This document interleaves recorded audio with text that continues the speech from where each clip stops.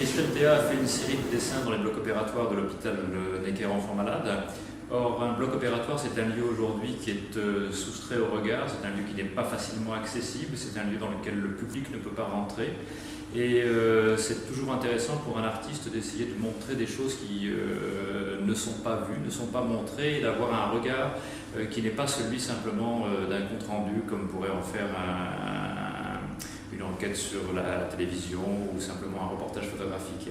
Donc à ce titre-là, c'est très intéressant, et surtout c'est très intéressant de voir qu'il y a une filiation, il y a une généalogie.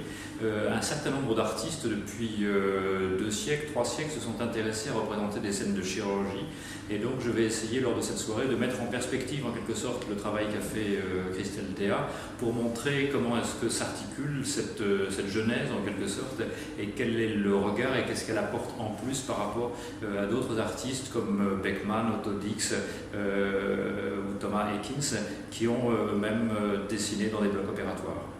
Donc la première fois que je suis allée dans le bloc opératoire, pour moi c'était un peu surprenant parce que déjà on arrive, il faut s'habiller, enfin hommes et femmes on est séparés, et donc il faut s'habiller, il n'y a pas de vestiaire, je vois des familles en train de s'habiller, et du coup il faut mettre des pyjamas, et après une sorte de charlotte, il faut mettre un masque, il faut mettre des chaussures du coup.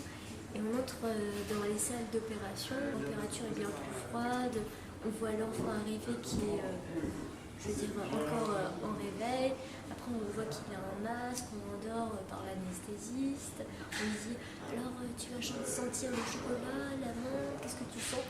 Alors l'enfant il réfléchit et hop, il s'endort. Et donc c'est tout un monde à la fois stérile, très clinique, des couleurs bleu-vert. Et donc c'est intéressant de voir comment les chirurgiens sont motivés pour que l'opération réussisse. On voit les anesthésistes, les internes, les chirurgiens. Et oui, c'est passionnant parce qu'ils sont un peu en train d'ouvrir un corps. Et des fois, je ne dis pas que c'est entre la vie et la mort, mais je veux dire que en fait, ça tient à un fil la vie. Du coup, pour moi, c'est impressionnant, et quand on ressort, on est waouh. Alors, Christelle, j'ai vu ses dessins de conférences et j'ai été très impressionné par ses dessins, et notamment par leur précision. Et on a discuté un peu avec elle de choses et d'autres. Et tout de suite, quand elle a appris que j'étais chirurgien, elle a formulé elle-même le souhait de venir à l'hôpital et de dessiner. Et quand j'ai réfléchi à ce projet, je me suis dit que faire venir quelqu'un qui avait une approche aussi précise et presque obsessionnelle des détails, ça pouvait être très intéressant de confronter ça à ce qu'aimait le bloc opératoire. Parce que le bloc opératoire, c'est un monde qui émet des signaux dans tous les sens. C'est quelque chose dont on ne se rend pas compte quand on n'y a jamais été, mais il y a des professions, des multitudes de professions, une multitude de gens, ça bouge, ça vient, il y a des aides-soignants, des infirmières, des chirurgiens, des anesthésistes, des infirmiers anesthésistes, il y a des mouvements partout, des gestes multiples, et aussi énormément de matériel un peu imberlificoté et d'allure très technique, quoi, des câbles, des boutons, des écrans, des tables avec des interrupteurs, enfin, il y a beaucoup de détails, et tout ça, ça allait bien avec ce que j'avais vu du travail de Christelle. Et